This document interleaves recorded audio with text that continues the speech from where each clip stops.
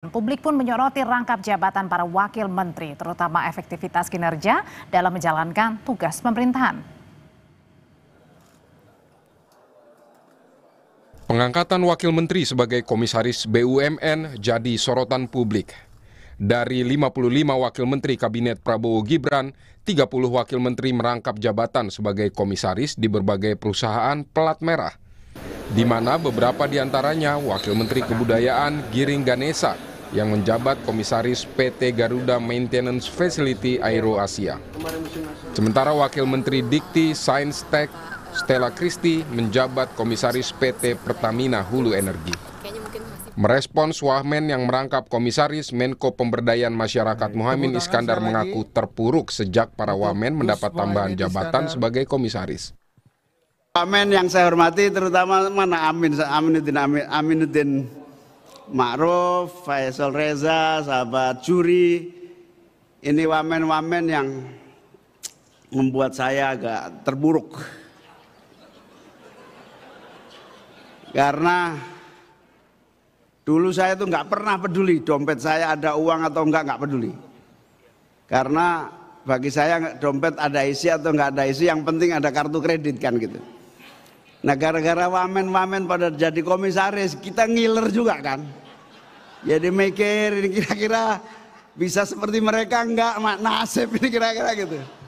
Kira-kira dapil masih aman apa enggak, kira-kira gitu. Wamen-wamen ini luar biasa. Rezeki, tapi soal rezeki itu, soal rezeki. Sama. Mengutip Kompas.com, anggota Komisi 6 DPR fraksi PDIP, Mufti Anam bilang negara justru memberi ruang pada segelintir elit untuk menduduki 2, bahkan 3 kursi kekuasaan sekaligus. Kini publik menyoroti rangkap jabatan para wakil menteri tersebut, terutama efektivitas kinerja dalam menjalankan tugas pemerintahan. Tim Liputan, Kompas TV. Lalu apa urgensi wakil menteri ini rangkap jabatan komisaris BUMN? Kita bahas malam hari ini bersama anggota Komisi 6 DPR dari fraksi Partai Golkar, Nurdin Halid. Bang Nurdin, selamat malam. Selamat malam, Assalamualaikum. Waalaikumsalam. Ada juga Direktur Eksekutif Carta Politika, Yunarto Wijaya. Mas Otto, selamat malam. Selamat malam, Adri. Bang Nurdin, ini saya pertanyaan pertama langsung ke Bang Nurdin. Bang Nurdin setuju nggak sih dengan wamen ini rangkap jabatan komisaris BUMN? Iya, jadi gini, kalau kita membaca secara saksama, amanah undang-undang nomor 1 tentang BUMN, di situ jelas dikatakan bahwa pemerintah itu memegang 1% saham seri A, di mana Presiden memberi kuasa kepada Menteri BUMN sebagai mewakili pemerintah. Nah, itu berarti bahwa ada kewenangan daripada Kementerian BUMN untuk menempatkan daripada komisaris. Nah, kalau kita melihat pendekatan kapasitas, tidak ada larangan untuk wamen menjadi komisaris, ya. Dan komisaris itu bukan jabatan karir. Nah, jadi komisaris tidak lebih daripada bagaimana seorang wamen itu akan mempermudah komunikasi dengan Kementerian BUMN dalam melaksanakan pengawasan. Tapi Bang Nurdin, ini urgensinya apa? Seperti misalnya Wamen Veronika ini Wakil Menteri Pemberdayaan Perempuan dan Perlindungan Anak, tapi jadi komisaris PT Citylink. Kemudian Bang Noel, Wakil Menteri Ketenagakerjaan jadi Pupuk, PT Pupuk komisarisnya. Ya, kalau kita lihat jumlah wamen dibanding dengan jumlah BUMN, dari holding sampai kepada anak cucu itu kurang lebih 900 daripada BUMN. Yang wamen ini yang ditempatkan di situ kurang lebih hanya 30. Jauh sekali itu, hanya 0,sekian%. Nah, ini pendekatan kapasitas. Yang kedua adalah dilihat daripada tadi, di mana Kementerian BUMN itu mewakili pemerintah sebagai pemegang saham seri A 1%. Itu dalam rangka untuk memudahkan komunikasi dalam pengawasan. Yang kedua, tentu wamen ini punya kapasitas, punya kemampuan untuk ikut mengawasi dalam pelaksanaan korporasi maupun meski tadi Bang Nurdin tidak sama antara jabatan wamennya seperti misalnya Bang Noel yang Wakil Menteri Ketenagakerjaan tapi jadi komisaris PT Pupuk Indonesia. Ya, karena bukan hanya tidak ada kaitannya dengan jabatannya sebagai Wakil Menteri Tenaga tapi dia kemampuan dia untuk menjalankan tugas pemerintah dari sisi pengawasan. Komisaris itu kan tugasnya mengawasi, bukan pelaksana teknis daripada aksi korporasi maupun pelaksanaan daripada sebuah BUMN. Jadi itu sama dengan ikut serta melaksanakan pengawasan yang diberikan kewenangan oleh undang-undang kepada Kementerian BUMN. Oke. Sebagai regulator, sebagai pengawas, sebagai pemegang seri A 1%. Nah, Mbak Nurdin, saya tanyain ke hal itu ke Mas Toto. Mas Toto, sejukah Anda bahwa tadi untuk mempermudah komunikasi, untuk Mas Toto pasti berbeda lagi dengan saya itu. Oke, saya mau tanya kalau gitu. Emang setuju nggak sih untuk mempermudah tadi soal komunikasi, untuk mempermudah kemudian juga berkomunikasi juga dan lain sebagainya. Ini membuat para wamen yang tidak seharusnya ini kemudian berada di posisi komisaris yang berbeda nih tupoksinya dengan wamen. Iya, jadi begini, supaya kemudian jawaban saya tidak terasa subjektif, seperti terkaan Bung Nurdin, ya padahal saya belum jawab ya, Bung Nurdin udah bisa menerka ya. Jawaban saya pertama tentu saja terkait dengan apakah ini kemudian memang melanggar aturan atau tidak. Betul bahwa sempat ada kekosongan terkait dengan tafsir apakah wamen ini dilarang untuk merangkap jabatan komisaris atau tidak. Ketika berbicara hanya Undang-Undang 39 2008, memang tidak pernah tertera larangan bagi wamen. Yang ada di pasal 23 itu hanya larangan buat menteri, karena dianggap itu adalah jabatan politis. Apakah itu tidak pernah kemudian ditanyakan tafsirnya seperti apa dalam memaknai kekosongan larangan terhadap wamen ini? Itu pernah, Audrey, dalam gugatan tahun 2019 yang sudah diputuskan oleh MK, lewat keputusan MK nomor 80 PUU 17 tahun 2019, tapi baru dibacakan 27 Agustus 2020 oleh Anwar Usman saat itu sebagai hakim konstitusi yang menyatakan dengan tegas. Jadi ada dua gugatan.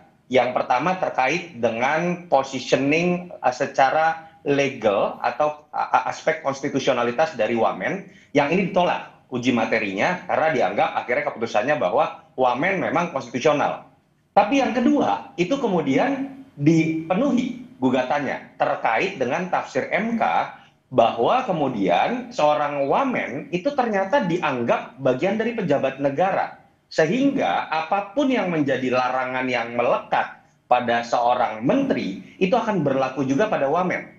Jadi jelas, keputusan MK saat itu dengan jelas menyatakan wamen tidak boleh lagi merangkap posisi komisaris atau direksi di BUMN, sama seperti seorang menteri.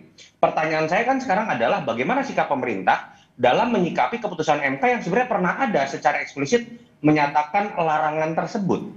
Yang kedua, kalau kita mau berbicara mengenai aspek substantif pun, ini kan kita sedang berbicara ramainya netizen. Logikanya masuk atau tidak sih, dan kita tidak berharap Mas Toto, berarti tadi pada saat yang pertama itu berarti seharusnya ini melanggar ya? Rangkap jabatan? Menurut saya ini bertentangan. Saya nggak bisa mengatakan melanggar ya. Oke, bertentangan. Kalau kita melanggar, kita tabrakan dengan undang-undang. Ini bertentangan dengan keputusan MK. Itulah mengapa sekarang sedang ada lagi, Audrey, gugatan di MK karena merasa bahwa keputusan MK 2019 itu tidak ditaati oleh pemerintah ketika memberikan jabatan 30 wamen ini dengan jabatan komisaris BUMN. Makanya sekarang ada gugatan yang menginginkan supaya di Undang-Undang 39 2008 itu dicantumkan mengenai larangan kepada wamen juga, bukan hanya kepada menteri. Itu secara aspek legalitas, Audrey. Yang kedua, ya ini kan kita berbicara memaknai secara logika akal sehat apa yang sedang diramaikan oleh sebagian netizen. Saya tidak mengatakan semua ya, ada pro dan kontra, ada yang setuju dan tidak setuju. Saya pikir kalau memang Pak Prabowo sangat berniat untuk kemudian membangun asas meritokrasi dengan adanya Danantara, sudah ada beberapa aturan baru terhadap BUMN, bagaimana kemudian optimalisasi dari efektivitas dan efisiensi dari kinerja BUMN, saya pikir jelas lah, Audrey. Contoh-contoh yang tadi Audrey sebutkan kan sudah memperlihatkan bahwa dalam logika akal sehat kok nggak nyambung sekali latar belakang yang misalnya dimiliki oleh wamen dengan jabatan yang diembannya, tiba-tiba komisarisnya nggak nyambung sama sekali aspek pekerjaannya. Belum lagi ketika berbicara katanya pengen optimalisasi kerja BUMN, tapi kemudian jabatan komisaris yang untuk mengawasi diberikan kepada orang yang sudah sibuknya luar biasa, yang sedang mengejar asta-citanya Pak Prabowo. Dan jelas dalam beberapa aturan lain kalau kita berbicara Undang-Undang 25 2009 pelayanan publik atau Undang-Undang 30 2014 terkait dengan administrasi pemerintahan, jelas dinyatakan bahwa rangkap jabatan atau potensi konflik kepentingan itu seharusnya dihindari. Dan menurut saya agak sulit untuk mempertahankan argumentasi bahwa tidak terjadi konflik kepentingan dari posisi seorang wamen yang dirangkap dengan komisaris. Oke, kalau gitu Bang Nurdin sebenarnya apa urgensinya sih memilih para wamen itu untuk masuk menjadi komisaris BUMN, sampai-sampai Menko Muhaimin aja sampai ini nih merasa terpuruk nih pada saat salah satu pernyataannya merasa terpuruk karena para wamen ini mendapatkan tambahan jabatan, Menkonya saja belum tentu nih. Ya, kalau kita mendengar narasi yang disampaikan oleh Pak Gus Muhaimin, itu kan narasi bercanda. Jangan dijadikan acuan itu untuk kita mempertentangkan antara kedudukan wamen dalam komisaris BUMN. Jadi gini, tadi Bu Toto mengatakan bahwa ada uji judicial review daripada undang-undang, di mana yang pertama itu gugatan ditolak, ya. Yang kedua baru terima. Itu berarti MK juga tidak konsisten dalam keputusannya, Bung Toto itu. Dan kalau tidak konsisten ngapain kita ikuti? Gitu kan? Nanti saya jawab. Nah, sekarang yang berlaku adalah Undang-Undang Nomor 1 Tahun 2025 tentang BUMN. Di situ. Nah, di mana ada 3 fungsi, ada 3 kewenangan yang diberikan oleh undang-undang kepada Menteri BUMN, yaitu Wakil Presiden, yaitu regulator. Kemudian yang kedua adalah pengawasan. Yang ketiga adalah pemegang seri A. Nah, dalam rangka pengawasan dikaitkan dengan kewenangan Kementerian BUMN dalam ini pemerintah untuk sebagai pemegang 1% seri A, maka dia menempatkan wamen dalam rangka untuk mempermudah komunikasi, akselerasi dalam rangka peningkatan pengawasan terhadap BUMN itu. Kemudian mengenai disiplin ilmu tidak ada hubungannya. Sekarang saya tanya, Noel itu apakah pernah dia sekolah tentang tenaga kerja? Apakah disiplin tenaga kerja? Kemudian dia jadi wamen tenaga kerja. Jadi tidak bisa juga dijadikan dasar bahwa tidak ada kaitan wamen tenaga kerja kemudian menjadi. Tapi kan tugas wamen aja berat, Bang. Maksudnya bagaimana bisa membagi-bagi waktu? Bisa dikaitkan. Presiden saja tidak ada sekolah presiden. Sekolah menteri juga nggak ada, Bung Toto. Jadi tidak bisa kita. Oke, Mas Toto gimana tuh? Tapi kita lihat kapasitasnya, kemampuannya, pengalamannya. Yang pertama, pengawasan dia sebelum jadi wamen kan dia sering kita tampil sama-sama kan, gitu. Yang pertama, Audrey, Bung Nurdin sebenarnya salah menangkap cerita saya mengenai keputusan dari MK. Keputusan MK itu hanya 1 kali, 80/2019, tapi ada 2 uji materi di situ. Yang ditolak itu adalah terkait gugatan untuk menggugurkan posisi legal dari jabatan wamen. Itu dinyatakan tetap bahwa jabatan wakil menteri itu sah dalam konstitusi kita. Uji materi kedua itu terkait dengan mengenai posisi sebagai komisaris, yang itu jelas oleh Anwar Usman dibacakan bahwa tidak boleh ada rangkap jabatan karena ternyata seorang wamen itu dalam tafsir yang kemudian dikeluarkan oleh MK itu adalah bagian dari pejabat negara. Saya pikir harusnya Bung Nurdin juga konsisten nih kalau menilai seorang Anwar Usman dulu keputusan terkait Gibran diterima, sekarang katanya diabaikan saja. Yang kedua, Audrey, saya ingin mengomentari mengenai bagaimana bercandaannya Caimin. Menurut saya, kalau menurut Bung Nurdin itu sebuah bercandaan yang nggak usah dijadikan rujukan, kok bercanda doang.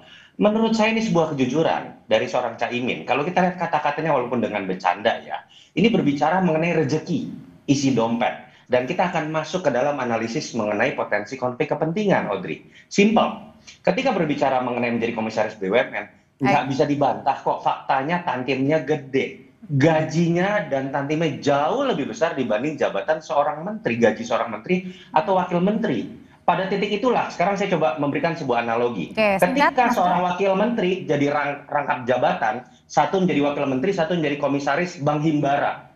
Tantim penghasilan tahunannya itu mungkin puluhan kali lebih besar dibandingkan menjadi seorang wakil menteri. Dalam konteks itu kita sudah bisa menilai dalam konteks manajerial, loyalitasnya jangan-jangan akan lebih gede kepada jabatan komisaris BUMN, bukan dalam kapasitas sebagai seorang wamen bisa membantu mengawasi. Titik itulah yang menurut kita harus kita jaga bersama. Memang alangkah baiknya rangkap jabatan ini tidak dilakukan. Oke, masih menuai tanda tanya ya. Oke, sudah habis. Bang Nurdin singkat aja, silakan. Singkat aja, Bang. Jangan kita melihat bahwa hanya pendapatan yang didapatkan oleh seorang wamen ketika menjadi komisaris. Dia juga tanggung jawabnya. Apalagi kalau dia komisaris di Himbara, tanggung jawabnya itu sangat besar, Pak. Apalagi komisaris di Pertamina bisa terpilih. Berarti nggak akan ada evaluasi juga ya, Bang, ya terkait dengan rangkap jabatan ya? Kita dengan pikiran yang picik sekali bahwa mengaitkan dengan pendapatan dan tidak ada sebagainya, lihat tanggung jawabnya. Baik. Jawab, cuma waktunya pasti Oke. potong Aldrin. Baik, Bapak-bapak. Itu tanggung jawabnya sangat besar. Jadi nanti boleh diundang lagi nih. Iya, Belum nanti di part selesai nih, lainnya kalau gitu ya, belum selesai nih perbincangannya. Terima kasih Bang Nurdin untuk informasinya. Mas Oto, terima kasih, selamat malam.